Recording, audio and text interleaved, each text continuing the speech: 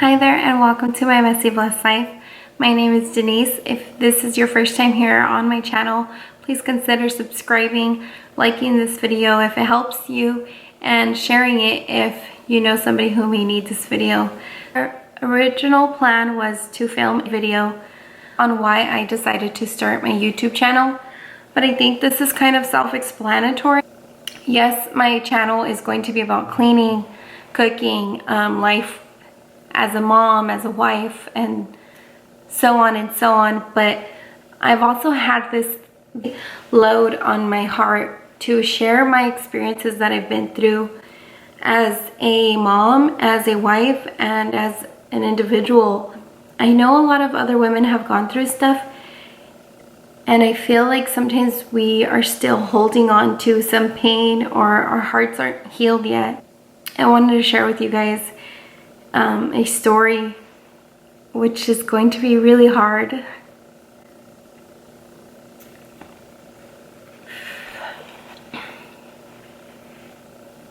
So a few of you guys might know that 2 years ago I lost a baby. I was pregnant with a little boy and we ended up losing him.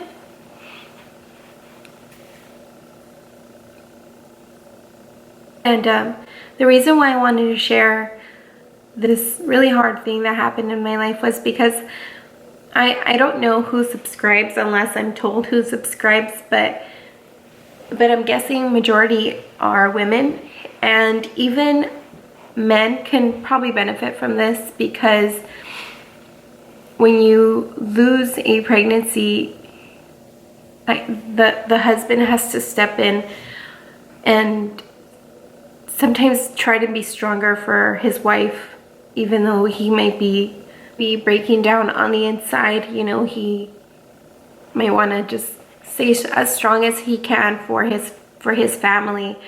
This is my experience, and I actually wanted to save this video for October.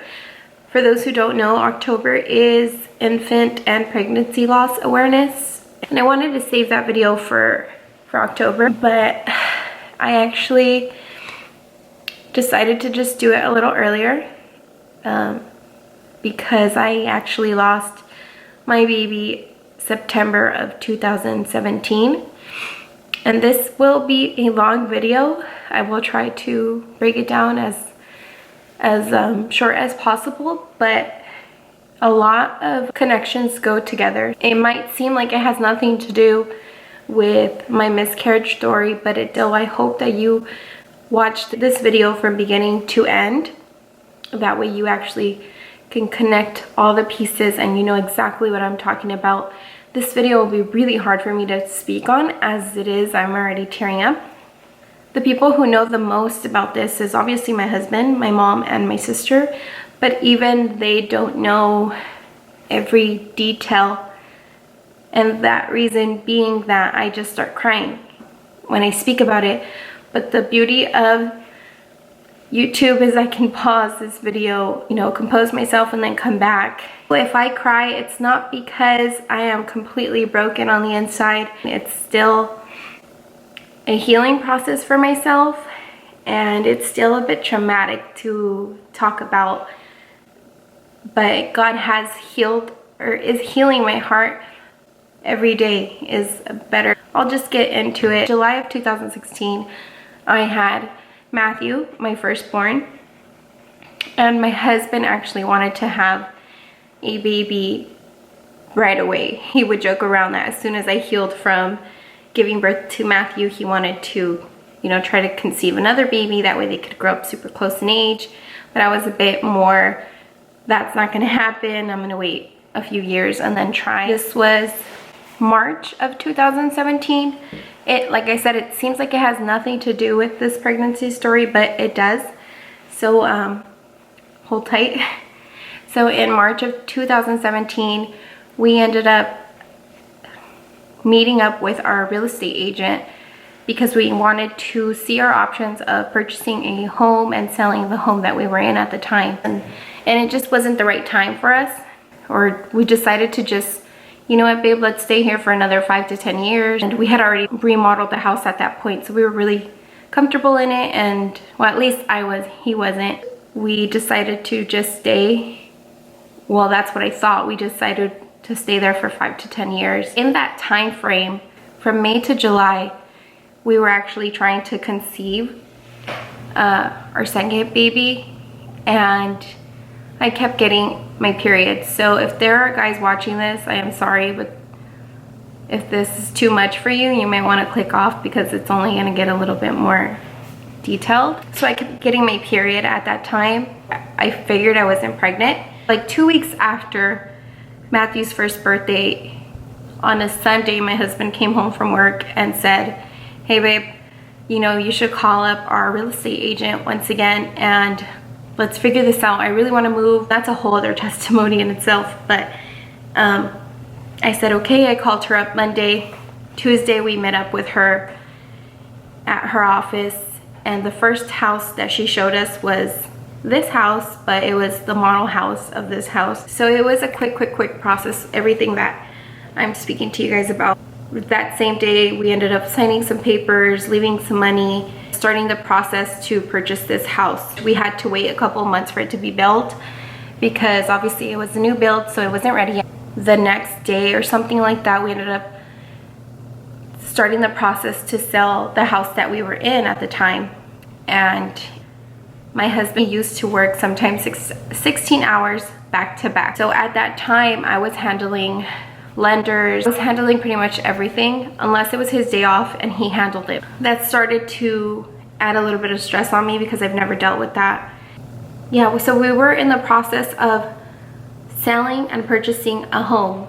And the first person who went to see our house is the one who ended up purchasing the house. So escrow was a quick thing. It was like, I think it was less than 30 days. And at this point, we were moving our whole house into a storage. I was already settled in. We were already settled in at my mom's house, waiting for our home to be built. So we were there for like over 3 months. And I ended up finding out that I was pregnant. I think they said 12 to 13 weeks. I don't remember how far. It was far enough to know gender. So we were going to have a little boy.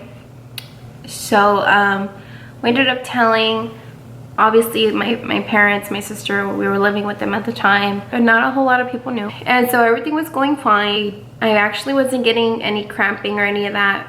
So I felt really good in this pregnancy because with Matthew, I had to stop working, and I was under first trimester complications watch because I had a lot of cramping with him.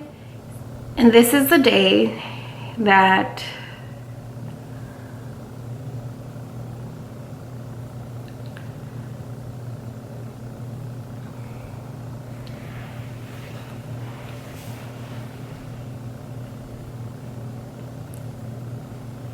going downhill was everybody had gone to work, so it was just me and my mom at home. I was with my son, and my mom watches my niece, so it was 2 toddlers and me and my mom at home. And my mom had told me, I think the day before, if I could watch Francisca because she had waited, I think, weeks or days for a certain appointment. And I told her, yeah, of course, I can stay home and watch the kids. And she ended up going to her appointment. I stayed home with the 2 toddlers. And I remember I felt like if I started my period, but at the same time, I was thinking maybe it's discharge. So women, when we're pregnant, you know, it's a different type of pregnancy discharge from regular. I don't know, it's really complicated. It's really not, but to go into details, you know. So that's what I was thinking, and I went to the bathroom, and when I went to the bathroom,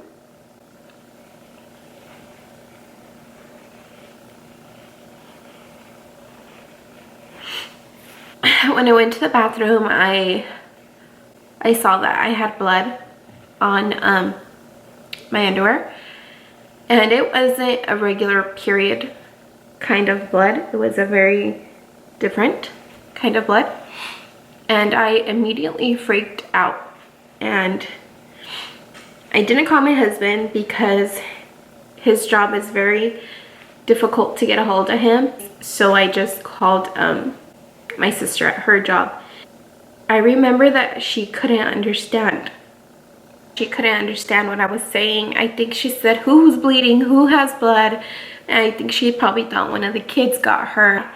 And then I was finally able to calm myself down a bit.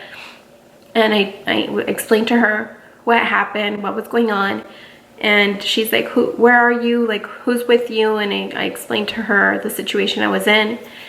And she said, okay, I'm on my way. And I hopped into the shower because I knew I was going to go to the doctor. And I just put some toys or something in the bathroom. Like I said, I'm very detailed. I like to paint a picture. That way you guys can understand this whole story perfectly. I want to get into detail as best as I can so you guys can get everything. And I remember I put some toys for the kids and I closed the bathroom door so I could just keep them there playing with their toys. And I was in the shower and I could not stop bleeding. I think as soon as I got out of the shower, my sister ended up getting there. My sister ended up calling my mom, and my mom ended up leaving her appointment that she had been waiting for days or weeks for. She rushed over and she stayed home with the two kids, and my sister took me to the hospital. And my sister said, you know what, maybe you're just cramping like you did with Matthew. Because at this point I started getting cramps. And I told her, no, at this point I feel like I tuned out emotions and I just got like a poker face. And I told her, no, I'm having a miscarriage. And she just looked at me like, you know, you're saying it so calm, like you were just crying. This is where it gets a little foggy for me, and so bear with me. So, and I ended up getting a vaginal ultrasound at that station that I was in. If you are familiar with Kaiser here in Fontana, I went to urgent care, and at urgent care they attended me right away. So in that urgent care area, they couldn't really tell what was going on with me, so they sent me to the main hospital, had me do a second vaginal ultrasound. The whole time my sister was with me, like I said, I think we tried communicating or calling my husband. We couldn't get a hold of him. Or we were there for hours. And then from there, I was sent to do blood work. And then I was sent home, pretty much. And the next day, I still remember her name. Her name was, or is, Vanessa. She called me and she was going to be taking over my case. So she was the head of the case at this point. And I was aware with first trimester complications because I had gone through it with Matthew. And she said, can you retake your blood work tomorrow? And I told her, yeah, that's fine. So when you're pregnant, I think every 48 hours, your HCG levels are like doubling. She didn't want me to go in right away. She wanted me to wait the 48 hours. I told my sister, if I'm having a miscarriage, I just want it to be, like, I just want to know, I just want to get it over with. I don't know what I was thinking. I went into this phase of a roller coaster for that week, and I repeated my HCG levels, and I had to retake another vaginal ultrasound. And then the next day, Vanessa, the girl who was in charge of my case, called and she said, your HCG levels are actually going down. So you are having a miscarriage, unfortunately. And I was like, okay. Like, seriously, that's how I answered. Okay. I was tuning everything out. I was tuning all of my emotions out as best as I could. And then she said, we want to continue on repeating your HCG levels until it goes completely down where you're at a normal, well, pretty much until you're not pregnant anymore. Everything is out of your system. And I told her, okay. So I went the following 48 hours. And at this point, I had to do another blood work and I had to do another vaginal ultrasound. So this is where my case got tricky. Was the next day when she called me, my HCG levels went up. So she told me, we're thinking that you might be carrying twins and you're losing one and the other one is still growing, like trying to fight to grow. And I said, oh wow, like then I got really happy. And happy but sad, mixed emotions.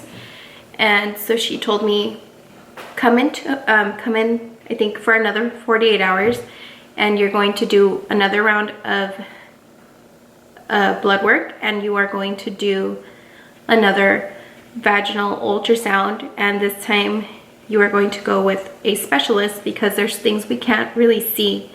And then you're going to see your OBGYN. My husband went with me this time, and we waited in the lobby for I think like an hour so that my OBGYN could get all the results in. And I went in, and this OBGYN she has to be an angel. And when I say it, I've never met such a sweet doctor. I've never met such a sweet OBGYN. She explained to me that the reason my HCG levels had gone down and then had gone up was because she took in a diagram of a vagina, of a uterus, everything all together. And she showed me how the fallopian tubes are like here, your ovaries are somewhere up here. And in the center is your uterus where the baby grows. And at the bottom is your vagina. So she had told me that she was thinking that I could have been having an ectopic pregnancy where the baby is growing but is stuck in the fallopian tubes, and that could be fatal to mom. So that's why they kept running and running and running tests to make sure that, to cover their bases pretty much, to make sure where exactly the baby was, because they couldn't find the baby in my uterus. And it turns out the baby was not in my uterus, and the baby was not in my tubes. The baby was in the center where the uterus is at, and the vagina is down here. So the baby was growing in between the uterus and the vagina. And so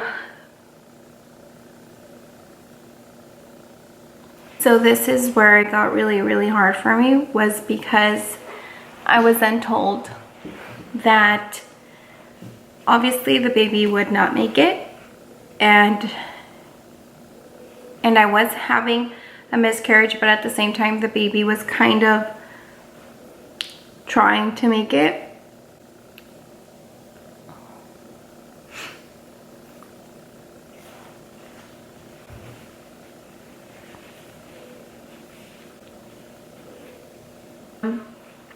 She gave me the options of what to do, and she told me that in my particular situation, she said that I could take a pill, but that this pill only worked if the baby was in the uterus.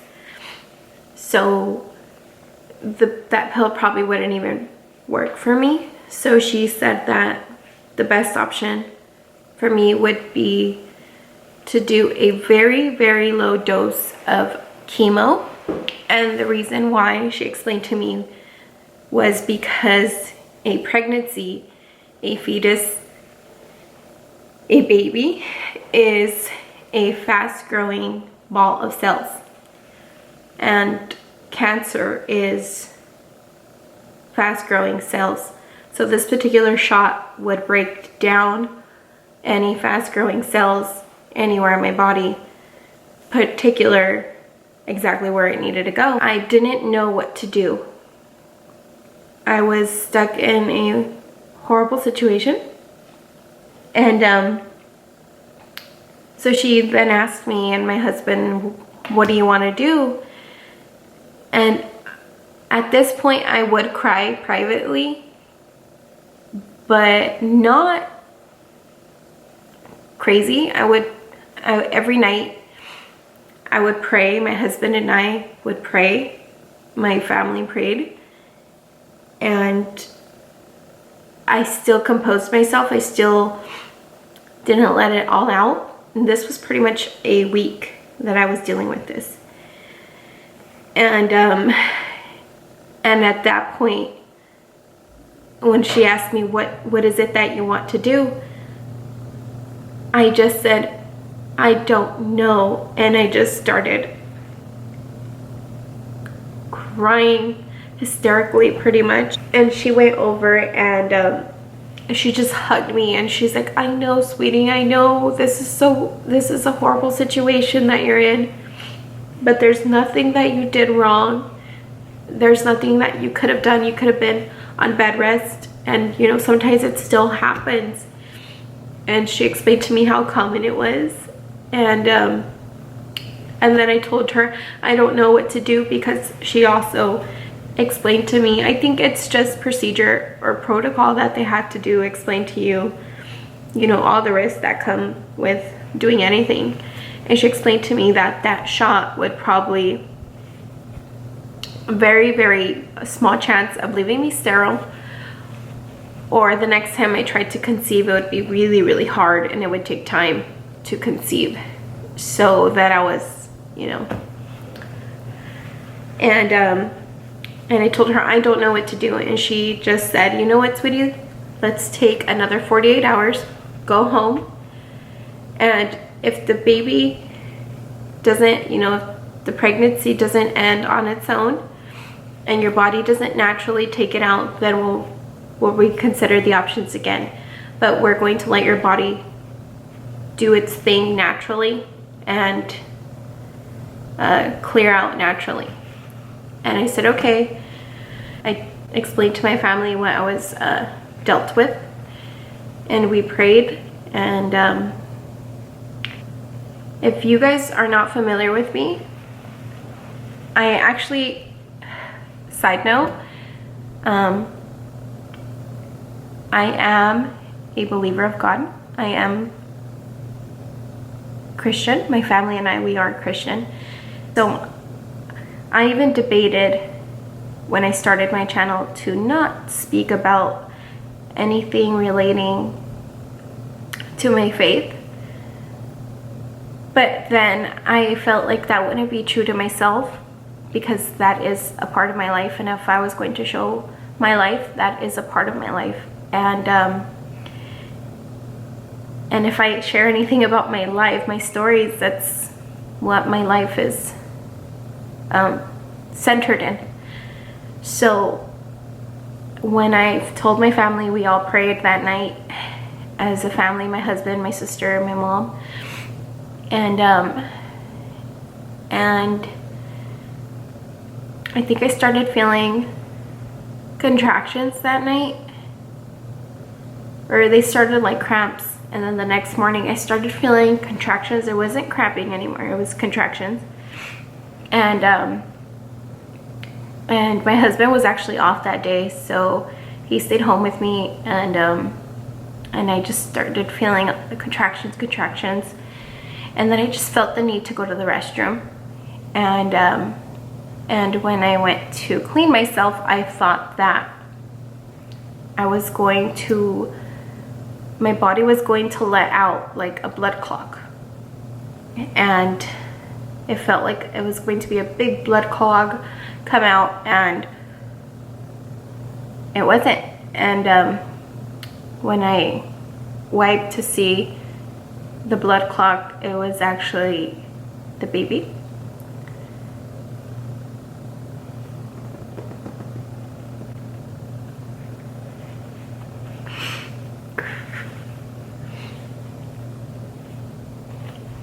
And I called my mom and I called my husband over, and I showed them, and we were all in a state of shock, disbelief, But I could tell that my mom was sad and my husband was sad. But nobody would kind of like break down in front of me. And that was that. Strangely, of course I was sad. But at the same time, I felt so privileged and so blessed that I was now a mom to an angel. And I think every parent says that our children are gifts from God, and they are. And we all hold them and say, "Oh, my little angel." But at this point, I felt like I was so blessed that I have a child who is an angel.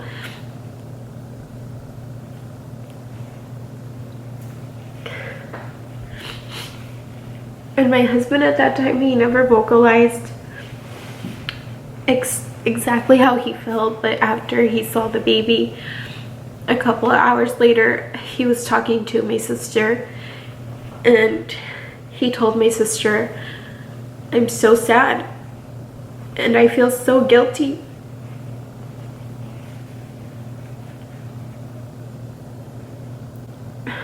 Because during the time that I was pregnant, we moved, and it was,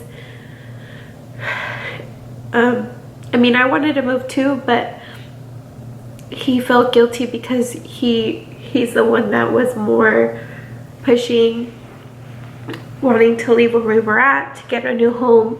And when I heard him say that, I told him, "Babe, it's not your fault. You know, we both decided to do this, and you didn't do a choice selfishly. You did it because you wanted to give our family a better life, move from a better city to from one city to a better city, to a better school district, to be closer to our family." There was a lot of reasons that we did it, and he had no idea, but he felt guilty because most of the time he was at work. A couple of days after all of this happened, I shut down and I just slept. I remember I would take like a 2-hour nap with my son, and he would wake up and he would go with my mom or my sister, and I would just sleep. That's all I did, was just sleep. But I wouldn't cry. I just shut down, and it came to a point where my husband one night literally grabbed me by the arm and pulled me out of bed, and he said, "Let's pray." And we got on our knees together, and he just prayed over us, and he just did what a man should do and cover his family in prayer. And I felt good, but it was still, I was dealing with a lot, and at this point I had to be taking it easy because I was still bleeding, and I could have I think I was told I could bleed out if I was doing too much. So my sister and my husband and my mom would take turns taking care of Matthew, like giving him a bath, changing him, doing all of that, putting him in and out of car seats and doing all that. And one day my sister just calls me to the living room, and it's just me, my mom, my sister, and I think my husband was there. And then they just start talking to me, and she plays this worship song on, and she's like, "Stand up." And I stand up, and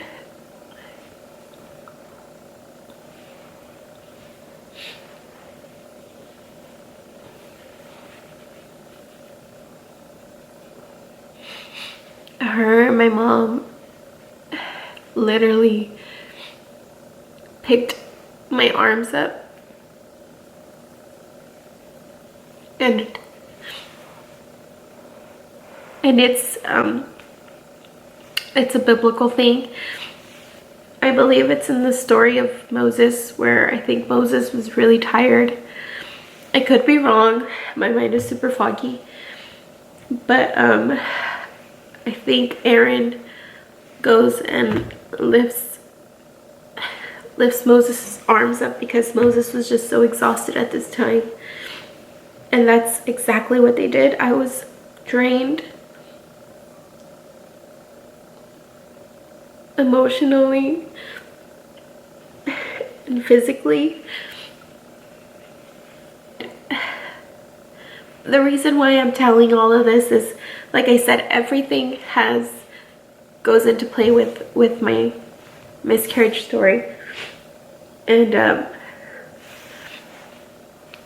again, I felt good after, and a few of our church members found out. One sister, Hermana Bere, but Hermana Bere would just call me and just, how are you doing? And ironically, the sisters that we opened up about what we were going through, we had no idea that when we told them that we had lost a baby, we had no idea that when we told them and shared what we were going through, that that we lost a baby, that they would share that they had lost a baby years ago too. What helped my husband and I, one of the things that helped us get through this, was the wife would talk to me on her experience and how she felt and what she went through. And what helped my husband was other husbands talking to him about how, you know, as a husband, you feel your own type of way, but at the same time you don't want your house to crumble, so you feel like you have to stay strong for your wife. And sometimes, you know, you need to let it out, and it's okay, because the wife, mom, isn't the only one who lost a baby. You know, husband, dad also lost a baby, so it's okay to cry, to feel the type of way you need to feel. Going back to during the miscarriage week, during and after, when we finally lost the baby, during that time I had a dream that I was in my current home now, and I was cooking, and in that dream I was cooking for my 3 sons, and I can tell it was Matthew, because Matthew has dark hair, and he was like about 16, 17 years old. And then it was a middle child, and he was a boy, and I couldn't see his face. Like from here up, I couldn't see. It was like a cloud over his face, and I couldn't see it. But I remember what I saw clear as day, were his hands. And his hands looked just like my husband's, identical to my husband's hands. And then I saw the youngest son, and he had light colored hair like Noah. And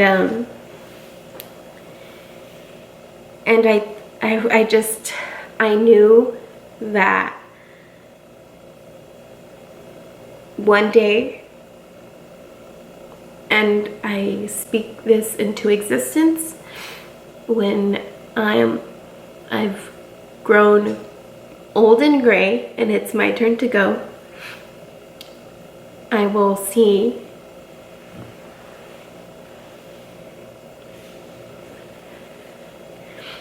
I will see him.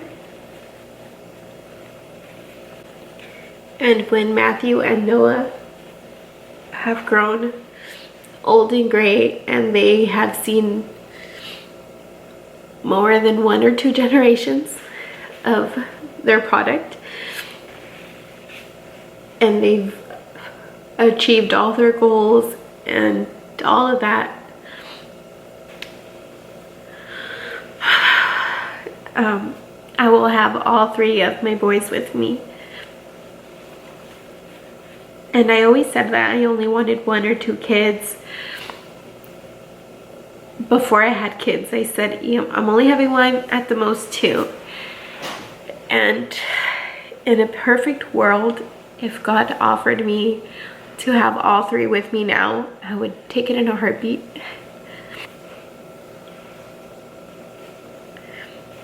But during this time, oddly enough, I felt so connected to God. I felt so strong. I felt my faith, it grew. Just felt so connected to God during this time. I didn't grow bitter. I didn't get mad. I understand that life is, it's beautiful, but there's bad times. There's horrible moments we're going to live. And I understand that death is part of life. We're going to lose people. It's part of life.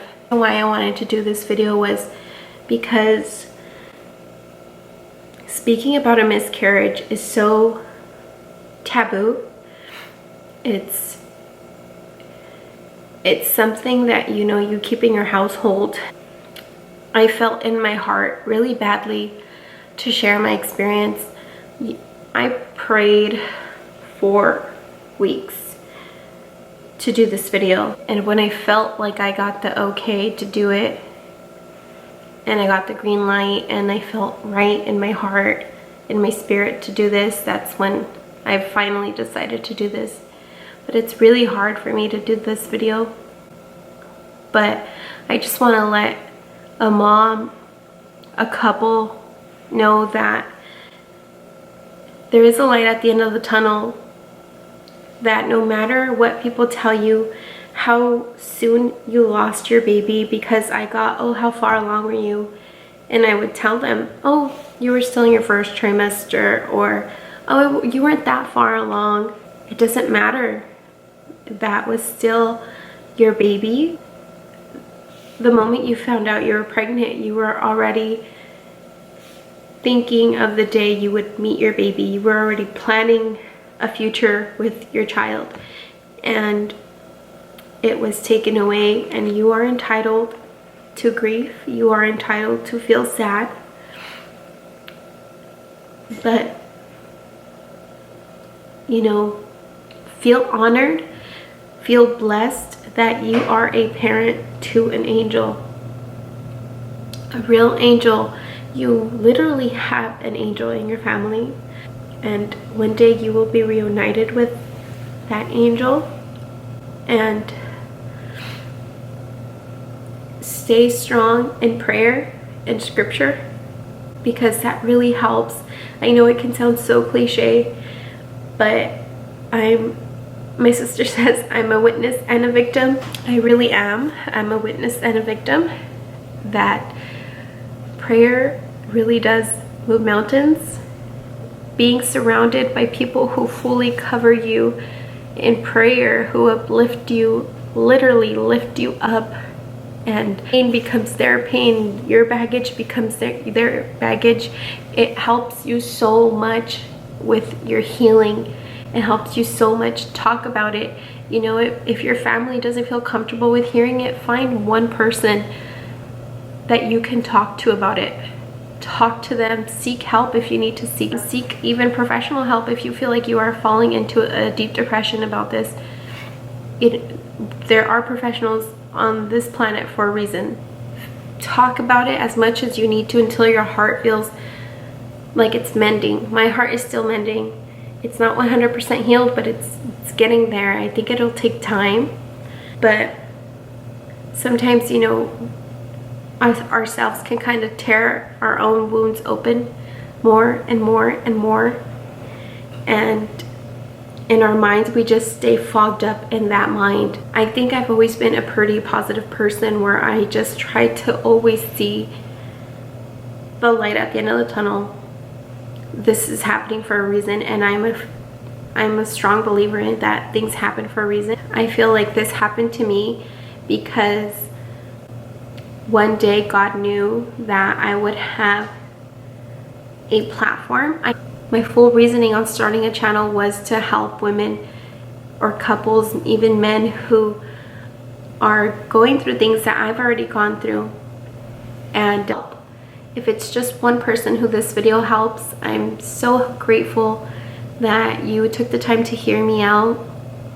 Remember, God is in control of everything, and if you surround yourself with positive people, you will make it through. Cover yourself in prayer and in scripture, and you will make it through. You will make it out of what you were feeling. Time does heal all wounds. I wanted to do this video for October, but I ended up doing it in September because we lost our baby in September of 2017. And his name, we named him, my sister gave me the name, is Ezekiel, and my sister told me to name him that because Ezekiel means God's strength. So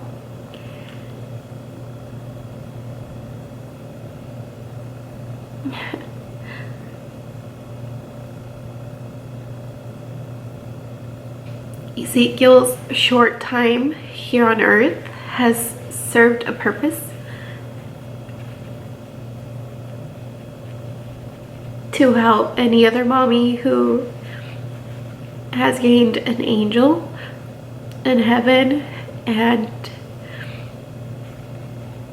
use your story, use your testimony to help another woman who is going through something that you're going through. Uplift one another always, support one another.